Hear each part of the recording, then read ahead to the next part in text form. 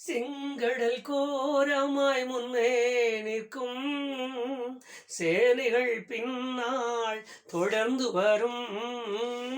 செங்கடல் கோரமாய் முன்னே நிற்கும் சேனைகள் பின்னால் தொடர்ந்து வரும். ஆனாலும் முன்னேறி போய் என்கிறாரே, அவரே ஓர் வழி திறந்திடுவாரே. கர்த்தரையே நம்பிடும் தெய்வ ஜனமே, கலங்காதே ஒரு போதும் வெட்கம் அடைவதில்லையே. கர்த்தரையே நம்பிடும் தெய்வ ஜனமே, கலங்காதே ஒரு போதும் வெட்கம் அடைவதில்லையே. வெட்கம் அடைவதில்லை.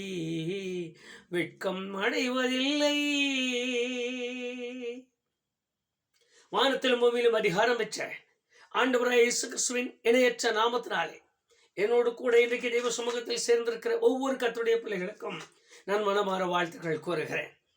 நம்முடைய ஒவ்வொரு அனுபவங்களும், ஒவ்வொரு நாளும், ஒவ்வொரு நாளின் நடைமுறைகளும் தேவனாலே தீர்மானிக்கப்பட்டு அவைகளின்படியே நடக்கிறது என்பதை விசுவாசித்திருக்கிற அருமையான கர்த்தருடைய பிள்ளைகள், ஒரு நாளும் உங்கள் விசுவாசத்தையும் உங்கள் நம்பிக்கையையும் தளர விட வேண்டாம். தொடர்ந்து அந்த விசுவாசத்திலும் அந்த நம்பிக்கையிலும் உங்கள் கால் ஊன்றி நிலுங்கள். நான் சொல்லுகிற ஒரு பெரிய காரியம் என்னவென்றால், உங்களை விட்டு விலகாதவரும், நம்மை விட்டு தூரம் போகாதவரும், நம்மை காணாதவர் போல இருப்பார் என்கிற அப்படிப்பட்ட ஒரு நிலையில் இல்லாதவரும், நம்ம எந்த காரியங்களிலும் கண்டு கொள்ளாதவருமாய் இருக்கிற ஒருவரை நாம் தெய்வமாக கொள்ளவில்லை. நாம் அறிந்திருக்கிறபடி, நாம் வாசித்திருக்கிறபடி, நாம் தெரிந்திருக்கிறபடி, நம்மை அறிந்தவரும், நம்மை கேட்கிறவரும், நம்மை விசாரிக்கிறவரும், நம்முடைய தேவைகளை சந்திக்கிறவரும், ஒவ்வொரு நாளுக்கும் தேவைகளை சந்திக்கும்படி கட்டளையிட்டு அவைகளை கவனிக்கிறவரும் ஆகிய ஒரு மகத்துவம் உள்ளவரின் கரத்திலே நாம் நிற்கிறோம். இன்னும் சுருக்கமாய் சொன்னால், ஒரு மகத்துவம் உள்ளவருடைய துணையோடு கூட நாம் வாழ்ந்து வருகிறோம். இந்த நாட்களின் இந்த காலங்களும் கொஞ்சம் வித்தியாசமாக இருக்கும், கொஞ்சம் மாறுபட்ட நிலைமையில் தான் இருக்கிறது. காரணம் என்னவென்றால், மனிதன் தேடி அலைவதெல்லாம் ஆண்டவரிடத்திலே ஒன்றை கேட்டு தேடி பெற்றுக்கொள்ளலாம் என்கிற நம்பிக்கையை இன்றைக்கு இழந்திருப்பதால், தெய்வத்தை அவன் தேடுகிற விதமாய் தேடாமல், அவர் எப்படிப்பட்ட நிலையில் இருந்தாலும் ஒரு ஆசீர்வாதத்தை தேடுகிறான். வேதத்தை வாசிக்கும் பொழுது நமக்கு கொடுத்திருக்கிற வாக்குத்தத்தங்கள், நமக்கு கொடுத்திருக்கிற ஆசீர்வாத வார்த்தைகள், நமக்கு கொடுத்திருக்கிற தெய்வீக கிருபைக்குரியவைகள் எல்லாமே ஒவ்வொரு நாளும் நம்மிடத்திலே ஒரு உத்தரவாதம் உள்ளதாய் நிற்க வேண்டும் என்று தேவன் விரும்புகிறார். அவர் ஒரு வார்த்தையை சொல்லி ஒரு ஆசீர்வாதத்தை கொடுப்பார். ஆனால் அந்த ஆசீர்வாதத்திற்கும், அந்த வார்த்தைக்கும், அந்த வாக்குத்தத்தங்களுக்கும் நான் இப்படி இருக்க வேண்டும் என்றும் என்னிடத்தில் எதிர்பார்க்கிறார். இந்த உணர்வு கர்த்தருடைய பிள்ளைகளின் வாழ்க்கையில் இருக்குமானால் தேட மாட்டோம், அலைய மாட்டோம், அங்கும் இங்கும் ஓட மாட்டோம். யாராயிலும் ஒரு தீர்க்க தரிசனம் சொல்வார்களா, யாராயிலும் ஒரு வாக்கு சொல்வார்களா, யாராயிலும் நம்முடைய காரியத்தை குறித்து வெளிப்படுத்துவார்களா என்று தேட மாட்டோம். காரணம் என்னவென்றால், அந்த தேவன் நம்முடையவர் என்கிற அந்த ஆழமான நிலை நம்முடைய உள்ளத்தில் நிற்கும். அது நிலைத்து விடும். நீங்கள் வேதத்தில் வாசிப்பீர்களானால் 46வது சங்கீதம் 1வது வசனத்தில், ஆபத்து காலத்தில் அவர் அனுகூலமான துணை என்று எழுதியிருக்கிறார், சொல்லி இருக்கிறார். தீர்மானிக்கப்பட்ட காரியமாகவே அனுபவசாலிகளால் எழுதப்பட்ட வார்த்தைகள். ஆபத்து காலத்தில் எப்படிப்பட்ட அனுகூலத்தில் அவர் துணையாய் இருக்கிறார் என்று தன்னுடைய வாழ்க்கையிலே முழுமையாய் அனுபவித்த பரிசுத்தவான்கள் பொய்யுரையாத தேவனை குறித்து எழுதியிருக்கிற வார்த்தை. அதில் விசேஷமாக நீங்கள் ஆதி காலங்களில் இருந்து இந்த துணை என்கிற வார்த்தை ஆரம்பத்திலிருந்தே எப்பொழுது வினையாக மாறி இருக்கிறதை தவிர துணையாக மாறவில்லை. காரணம் என்னவென்றால், அவர் ஒருவரை தவிர வேறொரு துணை எதுவுமே நிரந்தரமானதாய் நமக்கு இல்லை என்பதை நாம் முதல் அறிய வேண்டும். அந்த துணைக்கு தான் ஆதி காலத்திலேயே அவர் மனிதனை உண்டாக்கி அவனுடைய தனிமையை கண்டு அவர் அவனுக்கு சொன்னார், ஏற்ற துணையை ஏற்படுத்துவேன் என்று. அந்த வார்த்தையை கொஞ்சம் நம்முடைய மனதின் ஆழத்திலே கவனியுங்கள். ஏற்ற துணை அவரே தீர்மானித்தார். அவர் தீர்மானித்த தீர்மானத்திற்கு ஏற்றது போல நான் துணையை தேடினால் அல்லது நான் அதற்குள்ள பாதையில் நடந்தால் அவர் எனக்கு ஏற்ற துணையை உண்டாக்கி இருந்தது உண்மைதான். சில நேரத்தில் தடுமாறுகிறோம், சில தத்தளிக்கிறோம். ஆண்டவர் சொல்லிதான் இது நடந்தது, இந்த திருமணம் ஆண்டவர் சொல்லிதான் நான் இப்படி ஏற்றுக்கொண்டேன். பல மாதங்கள் ஆண்டவருடைய பாதத்தில் காத்திருந்து ஜெபித்து அவர்களும் நாங்கள் ஒன்று கூடி இந்த வேளையில் உட்கார்ந்து ஜெபித்த பின்புதான் எங்களுக்கு இப்படி ஒரு துணை நேர்ந்தது. இப்படி சொல்லுகிற ஒரு அனுபவங்கள் உண்டு. என்னுடைய அனுபவத்தில் நானும் அப்படிப்பட்ட ஒரு சந்தர்ப்பத்தை சந்தித்திருக்கிறேன். ஒரு அருமையான கிறிஸ்தவ பெண், ஆண்டவரிடத்தில் பயபக்தி உள்ள ஒரு பெண்ணுக்காக ஒரு மாப்பிள்ளையை தேடி சென்றோம். அவர் ஒரு சபையிலே போய் கொண்டிருக்கிறார். அந்த போதகர் அவருக்கு ஒரு அறிவுரை கொடுத்தார். பெண்ணுடைய போட்டோவும் மணமகனுடைய போட்டோவும் என்னிடத்தில் கொடுங்கள், நான் ஜெபத்தில் வைக்கிறேன். நான் நடந்த சம்பவத்தை அப்படி சொல்லி கொண்டிருக்கிறேன். 3 நாள் இல்லை, 3 வாரம் அல்ல, 3 மாதம் அல்ல, 3 வருஷம் ஆனாலும் ஆண்டவர் உங்களை குறித்து சொன்ன பின்புதான் நீங்கள் திருமணம் செய்ய வேண்டும். காரியங்கள் முடிந்தது. பல மாதங்கள் ஆனது. ஆண்டவர் இதாகிலும் சொன்னாராப்பா அப்படி கேட்பதற்கு பல தரப்பட்ட நிலையில் நான் ஒரு சந்தர்ப்பத்தை உருவாக்கி தேடத் தொடங்கினேன். நடந்த சம்பவம் ஆண்டவர் ஒன்றுமே சொல்ல, இதுவரைக்கும் ஒன்றும் சொல்லலை. எனக்குரிய 1 வருஷத்தை தாண்டி விட்டார்கள். நான் மாப்பிள்ளையை நேரில் பார்க்கணும்னு போய் அவரிடத்துல உட்கார்ந்து நடந்த சம்பவம் என்னையா ஞானசானம் எடுத்துட்டீங்களா, நீங்கள் எவ்வளோ நாளாக சபைக்கு போகிறேன்னு சொன்னாங்க. அவர் சொன்னார், ஏறக்குறைய 6 வருஷமாக அந்த சபையில் தான் நான் இருக்கிறேன். நான் தான் முதலாளாய் நிற்பேன், பாடுவேன், துதிப்பேன், போதகருக்கு உடன் ஊழியராயிருக்கிறேன். அதெல்லாம் சரிதான். ஞானசானம் எடுத்துட்டீங்களா? இல்லை, ஜெபத்தில் வைத்திருக்கிறார். ஐயா கோபப்படாதீங்க, நான் இப்படி சொல்றதுக்காக யாரையோ குறையா சொல்றேன்னு நினைக்க வேண்டாம். ஜெபத்தில் வைத்திருக்கிறார். ஆண்டவர் சொன்னால்தான் ஞானசானம் கொடுப்பார். ஞானசானம் என்பது சாதாரணமாய் ஒரு மனிதருக்கும் கொடுக்கப்படக்கூடாது. இப்படி சொல்லி அந்த மணமகனை அப்படி நிறுத்திவிட்டார். காலம் கடந்தது. ஒரு நல்ல விசுவாசி பெண், எங்கோ ஒரு மணமகன் வந்தார். ஒரு சாதாரண விசுவாசியாகத்தான் இருக்கிறார். இவ்வளவு அனுபவங்கள் கூட அவருக்கு இல்லை. ஆனால் ஒரு திருமணம் முடிந்தது. அருமையான மகள் அந்த மகனோடு நேர்த்தியாய் வாழ்ந்து கொண்டிருக்கிற ஒரு காலம். இப்பொழுது எதை யோசிப்பது என்று நினையுங்கள். இந்த மகன் அந்த துணையை இழந்து விட்டாரா, அல்லது இந்த மகள் அந்த துணை இழந்து இன்னொரு துணை சரி என்று போய்விட்டார்கள்? இதையெல்லாம் சிந்திக்கவும் யோசிக்கவும் கடனாளிகளாய் நிற்கிறோம் கர்த்தருடைய பிள்ளைகள். இன்னொருவர் சொல்லிக் கொடுக்கிறார்கள், இன்னொருவர் பேசுகிறார்கள், இன்னொருவர் தரிசித்தார்கள், இன்னொருவர் அதை சொப்பனத்தில் கண்டார்கள் என்று சொல்லுகிற அனுபவங்களை விட அமர்ந்து தேவ சமூகத்தில் உட்கார்ந்து வேதத்தை திறந்து வேதம் சொல்லுகிறதோடு தன்னுடைய வாழ்க்கையை ஒப்பிட்டு எப்பொழுது தொடங்குகிறோமோ அப்பொழுதுதான் இவைகள் எல்லாம் நமக்கு புலப்படும். நீங்கள் வேதத்தை வாசித்து பாருங்கள். தூங்கி கொண்டிருந்தார், கனவு கண்டாரா என்று தெரியாது. ஒரு பெண் தன் முன் இருக்கிறாளா என்று தெரியாது. ஆதாம் அந்த வார்த்தைகளை கவனித்து பாருங்கள். எழுந்தார், ஒரு பெண் கண் முன்பு நின்று கொண்டிருந்தார். இவளை எலும்பில் எலும்பும் என் மாம்சத்தில் மாம்சமும் என்றார். ஆனால் தேவன் அவளுக்கு சொன்னார், உனக்கு ஏற்ற துணை. கர்த்தருக்கு ஸ்தோத்திரம். நல்ல துணையை தேவன் கொடுத்தார். காலம் கடந்து போனது. மரணம் அவர்களை பிரிக்க ஆரம்பித்தது. ரோமர் 6ஆம் அதிகாரம் 23வது வசனத்தை வாசிப்பீர்களானால் மரணம் அவர்களை பிரித்தது. துணை மாறி போனது. முன்னுக்கு பின் முரணாக மரணம், முன்பு பின்பு என்று வித்தியாசம் இன்று வரைக்கும் நடந்து கொண்டிருக்கிற சூழ்நிலைகளுக்கு ஏற்றது போல. ஆனால் வேதத்தில் எழுதியிருக்கிற அந்த வார்த்தையை கவனிப்போமானால் நம்முடைய துணையும் நம்முடைய கேடகமும் நம்முடைய அனுகூலமும் நாம் நம்பி இருக்கிற எல்லா துருகத்திற்குரிய காரியங்களும் அவராய் இருப்பாரானால் கைவிடாதவராக, விட்டு விலகாதவராக, ஒரு நாளும் தள்ளி விடாதவராக, அறியேன் என்று சொல்லாதவராக, யாரோ என்று பேசாதவராக, தாழ்மையில் குப்பையில் கிடக்கிறதானாலும் குப்பையாகவே மிதிக்கப்படுகிறதானாலும் எனக்கு தெரியாது என்று சொல்லாமல் அருகில் நின்று தூக்கி நிறுத்துகிறவராகவும், உயரத்தில் ஏறி நின்றாலும் அவரை இறக்கி தன் மடியிலே அணைத்து வைக்கிறவராகவும் மாறிவிடுகிறார். ஆகவேதான் ஏசாயா தீர்க்கதரிசன புஸ்தகம் 44ஆம் அதிகாரம் 2வது வசனத்தில் அருமையாக எழுதின ஒரு வார்த்தை அறிவீர்கள். யாக்கோபை குறித்து அவர் சொல்லும் பொழுது, நான் உனக்கு துணை நிற்கிறேன் என்றார்.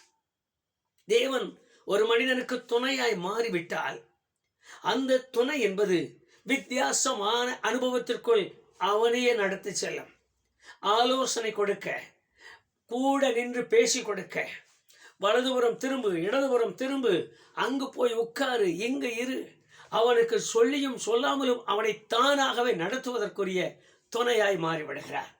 அதுவும் அந்த துணையின் அனுபவங்கள் என்னவென்றால், அவனையே நிரப்பி அவனுக்குள்ளாகவே அமர்ந்து அவனை வழிநடத்த தொடங்குகிறார். அது நேர்த்தியான அனுபவங்கள். இந்த அனுபவங்கள் ஆவிக்குரிய நிலையில் ஒரு மனிதன் அமர்ந்து இவைகளை தனக்கு சாதகமாய் ஆண்டவரே என்று கேட்டு பெற்றுக்கொண்டால்தான் இந்த அனுபவங்கள் அவனுக்கு புரியும். சரி, நாம் வேத வசனத்திற்கு வருவோம். தேவன் ஏற்ற துணை என்று சொல்லுகிற ஒரு அனுபவத்தில் உண்டாயிருக்கிற காரியம் எபிரேயரின் புஸ்தகம் 4ஆம் அதிகாரம் 16வது வசனத்தில் ஒரு காரியம் உண்டு. ஒரு துணைக்குரிய ஒரு காரியம். எதற்காக? அவர் எனக்கு அனுகூலமான துணையாயினார். வேதம் எழுதியிருக்கிறது, அனுகூலமான துணை என்று. ஒரு துணை இருக்கிறார், உண்மைதான். ஆனால் அந்த துணை எப்படி என்றால், எனக்கு எல்லாவற்றிலும் சாதகமாக, எனக்கு எல்லாவற்றிலும் நேர்த்தியாக, எனக்கு எல்லாவற்றிலும் நான் கலங்க பண்ணாத விதமாய் கூட நின்று எல்லாவற்றையும் எனக்கு உடமையாக்கி கொள்ள, நான் சுதந்திரித்துக் கொள்கிறதற்கு ஏற்ற நிலையில் கொண்டு போவதற்காக. நீங்கள் வாசித்து பாருங்கள், நேர்த்தியான ஒரு வேதபாகம். ஏற்ற காலத்தில் சகாயம் செய்கிறவராம். அவருக்கு மகிமை உண்டாகட்டும். ஏற்ற காலத்தில் சகாயம் செய்கிறவராம். ஒரு முறை ஒரு மருத்துவமனை ஒன்றிற்கு வியாதியஸ்தரை பார்ப்பதற்காக போயிருந்தோம். அங்கு நடந்த ஒரு சம்பவம் ஆச்சரியமாக இருந்தது. என்னோடு கூட ஒரு ஊழியரும் வந்திருந்தார். அந்த ஊழியர் என்னிடத்தில் பேசிக்கொண்டு நாங்கள் ஒரு இடத்திற்கு செல்லும் பொழுது, மிகவும் மோசமான நிலைமையில் இருக்கிற ஒரு குழந்தை. மருத்துவர்கள் சொல்லிவிட்டார்கள், இது தாங்காது, நீங்கள் வெளியே கொண்டு போங்க, இந்த தலைமை ஆஸ்பத்திரி கொண்டு போங்கள் என்று எழுதி அவர்களை அனுப்பிவிட்டார். ஆனால் அவர்கள் போகிறதற்கு தாமதம். நல்ல விசுவாச குடும்பம், பக்தி உள்ள குடும்பம், எங்களுக்கு அவ்வளவு அறிமுகப்படாத குடும்பம். என்னோடு வந்தவர் நல்ல கர்த்தருடைய மனுஷன். நானும் அவரும் கடைவீதி பக்கம் போகலாம் என்று போய் கொண்டிருந்த நேரம் திடீரென்று ஆண்டவர் அவரை அழைத்தார். இயேசுவே சொல்லும் அப்படி கூப்பிட்டு அவர் சத்தம் கொடுத்தார். ஆச்சரியமா இருந்தது. என்ன தம்பி வாங்கன்னு சொல்லி கோட்டி கொண்டு போனார். அங்கு போய் அங்கு ஒரு மருத்துவ நிலையில் நாங்கள் பேசி கொண்டிருக்கும் பொழுது ஒரு தாய் அழுகிறதை பார்த்தார். ஆண்டவர் அவரிடத்துல சொன்னார், அந்த தாயினுடைய குழந்தைக்காக கொஞ்ச நேரம் அவர்களுக்கு என்னுடைய வார்த்தைகளை சொல்லி அவனுக்கு உயிர் வந்தது, அவனை வீட்டுக்கு கொண்டு போக சொல்ல என்று சொன்னார். அருமையான கர்த்தருடைய மனுஷன் என்னை கூட்டி கொண்டு போனார். போய் நின்ற உடனே அவர்களிடத்தில் கேட்டார், ஐயா என்ன? அவர்கள் சொன்னார்கள், இந்த 4 நாளாக இங்கே இருக்கையா, எங்களை வீட்டுக்கு கொண்டு போக சொல்லிட்டாங்க, பெரிய ஆஸ்பத்திரிக்கு கொண்டு போங்க, இல்லையா வீட்டுக்கு கொண்டு போங்க, ஏதோ ஒரு முடிவெடுங்கன்னு சொல்லிட்டாங்க. நாங்கள் இப்போது என்ன செய்கிறதுன்னு தெரியாமல் தவிக்கிறோம். ஆண்டவரை நம்பி இருக்கிறோம், அவர் எங்களுக்கு என்ன செய்தாலும் சரி என்றார்கள். அவர் என்னிடத்தில் சொன்னார், தம்பி இந்த நாடி துடிப்பை மட்டும் எண்ணிக்கங்கன்னு சொன்னார். நான் எண்ணினது அளவு கடந்ததாக இருந்தது. அடுத்த நிமிஷம் அந்த குழந்தை மேலே அவர் கையில் வைத்து, நீங்கள் சொன்னீங்க, நான் இங்கே வந்திருக்கேன், ரொம்ப கஷ்டத்தில் இருக்கு இந்த குழந்தை, ஆனால் சுகமாக்கிட்டீங்கன்னா எந்த கஷ்டமும் மாறிடுன்னு சொல்லி ஒரு ஜெபிக்க தெரியாத படிப்பறிவு இல்லாத ஒருவர் தான் இவ்வளவு அருமையாய் 2 வார்த்தையை சொன்னார். இவர் 2 வார்த்தையை சொல்லி ஆமேன் என்று சொல்லி அந்த நாடி துடிப்பை எண்ணி பாருங்கள் என்று சொன்னார். முதலில் இருந்ததை விட மிகவும் குறைந்து ஒரு சரியான நிலைமைக்கு வந்திருந்ததை பார்த்தோம். கர்த்தருக்கு ஸ்தோத்திரம் உண்டாகட்டும். அவர் சொன்னார், நீங்கள் எந்த ஆஸ்பத்திரி கொண்டு போக வேண்டாம், நிறைய வீட்டுக்கு கொண்டு போயிருங்க, சாயங்காலமாக நானும் தம்பி வரேன்னு சொல்லி வீட்டுக்கு கொண்டு போயிட்டாங்க. நாங்கள் வீட்டுக்கு போனோம். மாலை வேளை, கொஞ்சம் மாலை வேளையில் நடந்து போனோம். அந்த குழந்தை எழுந்து உட்கார்ந்து தாய் கொடுத்த நல்ல ஆகாரத்தை சாப்பிட்டு கொண்டிருந்தது. வேதத்தில் எழுதியிருக்கிறது அனுகூலமான துணை என்று. எபிரேயர் பவுல் எழுதுகிறார், ஏற்ற காலத்தில் சகாயம் செய்கிறவர். அவருக்கு மகிமை உண்டாகட்டும். ஒரு துணை என்பது ஏதோ வர்றேன்ப்பா, உன்னோட கூட வர்றேன், பேசிட்டே வர்றேன், பேச்சு துணைக்கு வர்றேன், ஆள் துணைக்கு வர்றேன், ஒண்டியா போக வேண்டாம், பயப்படுவேன், இது சொல்றதுக்கு ஒரு துணை அல்ல. சந்தர்ப்பத்தை பொறுத்து எனக்கு சகாயத்தை செய்வதற்கு ஒரு துணை இருக்கிறார். அந்த துணையை தான் நான் தெய்வமாய் கொண்டிருக்கிறோம். நாம் தெய்வமாகவே வணங்கி வருகிறோம். நாம் இரட்சகராக ஏற்றுக்கொண்டோம். என்னோடு கூட தெய்வ சமூகத்தில் இருக்கிற அருமையான கர்த்தருடைய பிள்ளைகளுக்கு தைரியமாய் ஒரு காரியத்தை என்னால் சொல்ல முடியும். அவர் அனுகூலமான துணையாயிருக்கிறார். எல்லா சமயத்திலும், எல்லா சூழ்நிலையிலும், எல்லா நேரங்களிலும் அவருக்கு மகிமை உண்டாகட்டும். ஏற்ற சமயத்தில் நமக்கு சகாயம் செய்கிற அந்த நல்ல கிருபையைத்தான் 124வது சங்கீதத்தில் தாவீது சொன்னார். வானத்தையும் பூமியும் படைத்த உன்னதமான ஆண்டவரிடத்திலிருந்து எனக்கு ஒத்தாசை வரும் என்று சொன்னார். ஒரு உதவி, ஒரு துணை இருக்கிறார். அந்த துணை ஏற்ற காலத்தில் எனக்கு சகாயம் செய்யும்படி காத்திருக்கிறார். இந்த சகாயம் சாதாரணமா எனக்கு கையை பிடிக்கிறதும், முதுக தட்டி கொடுக்கறதும், தோலை தட்டி கொடுக்கறதும், பயப்படாதன்னு சொல்றதும் நடக்கிறது இப்படிதான் பார்க்கணும். அது நான் என்ன செய்தாலும் அது தலையெழுத்துப்பா, அது ஆண்டவன் அந்நாளத்தில் எழுதினார். இப்படிப்பட்ட ஒரு துணையாய் இல்லாமல் சகாயம் செய்கிற துணை. இந்த சகாயமும் சாதாரணமானவைகளாய் அல்லாமல் வானத்தையும் பூமியும் படைத்த உன்னதமான கர்த்தரிடத்திலிருந்து இறங்கி வருகிற உதவியாயிருக்குமாம், இறங்கி வருகிற அனுகூலமான காரியமாயிருக்குமா. ஆகவேதான் வாழ்நாளில் ஒரு மனிதன் தேவனை அறிந்து கொள்வானானால், இயேசுவை சொந்த இரட்சகராக ஏற்றுக்கொள்வானானால், இயேசுவுக்கு தன் வாழ்க்கை அர்ப்பணித்து கொடுப்பானானால், அவனை பார்க்கிலும் பாக்கியவான் ஒருவனும் இல்லை என்று திட்டமாய் சொல்ல முடியும். காரணம், அவ்வளவு பாக்கியம் பெற்ற ஜனங்கள் நாம். ஆகவேதான் தாவீது ஒவ்வொரு பொழுதும் சொல்லும் பொழுதும் எழுதும் பொழுது சொன்னார். 121வது சங்கீதம் 1வது வசனத்தில் வாசித்து பாருங்கள். எனக்கு ஒத்தாசை வரும் பர்வதங்களுக்கு நேராக என் கண்களை ஏறெடுப்பேன் என்று சொன்னார். எப்படி இவ்வளவு தூரம் அவர்கள் அறிந்து செய்கிறார்கள். எனக்கு துணையா இருக்கும் பொழுதெல்லாம், எனக்கு தேவை என்று சொல்லும் பொழுதெல்லாம், எனக்கு உதவி வேண்டும் என்று சொல்லும் பொழுதெல்லாம் என் கண்களை ஏறெடுக்கிறேன். அந்த உதவி எனக்கு உன்னதத்திலிருந்து இறங்கி வரும். அந்த உதவி ஏற்ற சமயத்தில் எனக்கு கிடைக்கும் என்று சுருக்கமாய் சொன்னால், அந்த உதவி அவரே எனக்கு துணையாய் நிற்கிறதாய் மாறுவார். நான் பேச வேண்டிய இடத்தில் அவர் பேசுவார். நான் கேட்க வேண்டிய காரியங்களை அவர் கேட்பார். நான் சொல்ல வேண்டிய மறுஉத்தரங்களை அவர் சொல்லுவார். நான் என்ன காரியத்தில் எப்படியெல்லாம் செயல்பட வேண்டுமோ எனக்கு பதிலாக என்னிலிருந்து அவர் செயல்படுவார். நீங்கள் விசுவாசித்தால் அப்படிப்பட்ட ஆழ்ந்த அனுபவங்களுக்கு உங்களாலும் செல்ல முடியும். ஆதிகாலத்து பரிசுத்தவான்கள் நம்முடைய தேவனைத்தான் வணங்கினார்கள். நான் இன்றைக்கு அவர் மாற்றம் இல்லாதவர, அவர்கள் எந்த தேவனை கையெடுத்தார்களோ, எந்த தேவனுக்கு முன்பாக முகங்குப்புற விழுந்தார்களோ, எந்த தேவனை தொழுது கொண்டார்களோ, எந்த தேவனுக்கு பலி செலுத்தினார்களோ, எந்த தேவனை முற்றிலுமாய் விட்டு விலகாமல் அவர்கள் இறுக பெற்றுக் கொண்டார்களோ, அதே தேவன் மாற்றம் இல்லாதவராய், மாறுபாடு இல்லாதவராய், வேற்றுமை இல்லாதவராய், வேற்றுமையின் நிழலும் இல்லாதவராய், வேதம் சொல்லுகிறது, வேற்றுமையின் நிழலும் இல்லாதவராய் அப்படி இருக்கிறார். அவரைத்தான் இன்றைக்கு நானும் நீங்களும் தெய்வமாக கொண்டிருக்கிறோம். எதற்காக என்றால்,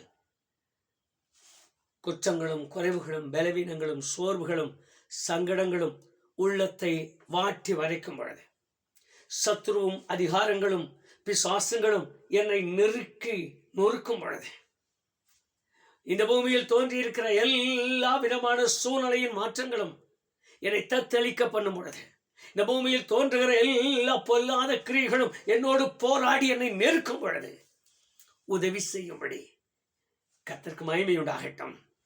என் அன்பு சகோதர சகோதரியே, தேவன் நமக்கு அடைக்கலமும் பலனும், ஆபத்து காலத்தில் அனுகூலமுமான துணையாய் இருப்பதால் இந்த அனுகூலமுமான துணையை இழந்து போக வேண்டாம். தொடர்ந்து அவர் பாதத்தில் அமருங்கள்.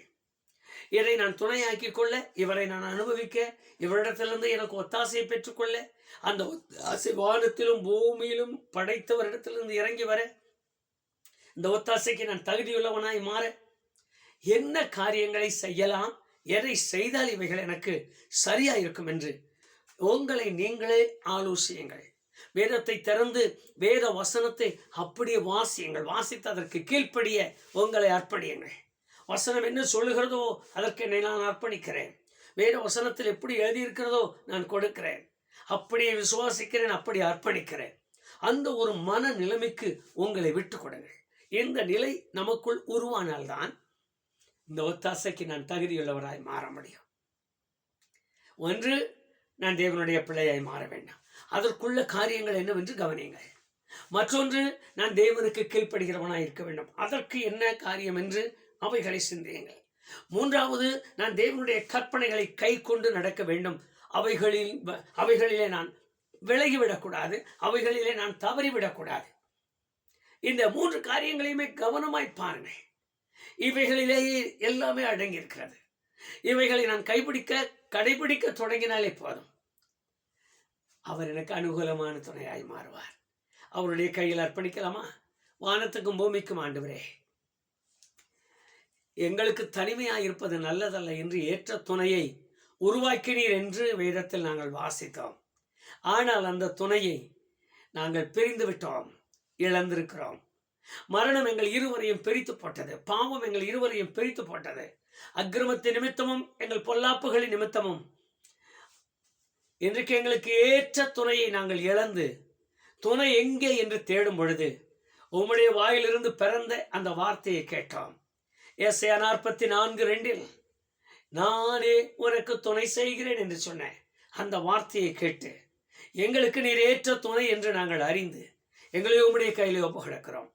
ஆண்டவரே, இன்றைக்கு இந்த வார்த்தைகளை தங்கள் உள்ளத்தில் கேட்டு உம்முடைய சமூகத்தில் தங்களை அர்ப்பணித்து எனக்கு இருந்த எல்லாவற்றையும் நான் விடுகிறேன், நீரே எனக்கு துணையாயிரும் என்று யார் உம்முடைய கையில் ஒப்பு கொடுத்தாலும் ஏற்ற வேளையில் அவர்களுக்கு சகாயம் செய்யும்படி அவர்களை விசாரித்தரணும், அவர்களோடு நின்றரணும், அவர்களை கேட்டரணும். மாத்திரமல்ல ஆண்டவரே, வானத்தையும் பூமியும் உண்டாக்கிற உம்மிடத்திலிருந்து வருகிற அந்த ஒத்தாசை அவர்களை இரவும் பகலுமாய் சூழ்ந்திருக்கட்டும். அதோடு நாங்கள் வேதத்தில் வாசித்தோம், எங்கள் கண்கள் எப்பொழுது ஒத்தாசை வரும் பர்வதங்களுக்கு நேராக ஏறெடுக்கப்பட்டதாய் உம்மிடத்திலிருந்து வருகிற கிருபைகள், இரக்கம், தயவு எல்லாவற்றையுமே நாங்கள் முழுமையாய் அனுபவிக்க எங்களுக்கு கிருபை தாரும். ஒன்றை நாங்கள் இழந்து போக வேண்டாம், ஒரு கிருபை நாங்கள் இழந்து போக வேண்டாம். ஒவ்வொரு நாளும் உம்முடைய முகத்தை பார்க்க வேண்டும், ஒவ்வொரு நாளும் உம்மோடு பேச வேண்டும், உம்மிடத்திலிருந்து சகாயத்தை நாங்கள் பெற்றுக்கொள்ள வேண்டும். அப்போஸ்தலனாகிய பவுலார் எழுதிய அந்த வார்த்தையின்படி ஏற்ற நேரத்தில் வேதத்தை வாசிக்கிற, வேதத்தை விசுவாசிக்கிற, கர்த்தரை கரம் பிடித்திருக்கிற, கர்த்தரை நம்பி இருக்கிற ஒவ்வொருவர் வாழ்க்கையிலும் ஒரு சகாயம் உண்டாகட்டும். யார் எனக்கு சகாயம் செய்வார்கள், யார் என்னை கவனிப்பார்கள், யார் என்னை பார்ப்பார்கள், யார் என்னை இதிலிருந்து விசாரிப்பார்கள், யார் எனக்கு இதில் உதவி செய்வார்கள் என்று யார் கதறினாலும் யார் அழுதாலும் எங்கள் தேவனாகிய கர்த்தாவே, அந்த கதறலை கேட்டு உம்முடைய பிள்ளைகளுக்கு இரக்கம் காண்பியும், உம்முடைய பிள்ளைகளுக்கு ஏற்ற வேளையில் சகாயத்தை தாரும். நீர் அவர்களுக்கு துணை என்பதை அவர்கள் அறியும்படி செய்து கிருபையினாலே நிரப்பும். ஒரு நாளும் கலங்கி போகாதபடி காத்துக்கொள்ளும். கிருபையால் நிறையும். இயேசு கிறிஸ்துவின் நாமத்தினாலே தாழ்மையாய் ஜெபிக்கிறேன் பிதாவே, ஆமென், ஆமென். பிதாக்களுக்கு ஒத்தாசை செய்தவரும் பிதாக்களின் காலங்களில் அவர்களை தூக்கி நிறுத்தி இந்த நாளில் நமக்கு பாடமாய் இருக்கும்படி வைத்தவருமாகிய சர்வபூமிக்கும் ஆண்டவராய் இருக்கிறவர் ஏற்ற காலத்தில் உங்களுக்கும் சகாயம் செய்து உங்களை ஆசீர்வதித்து நடத்துவாராக. ஆமென், ஆமென்.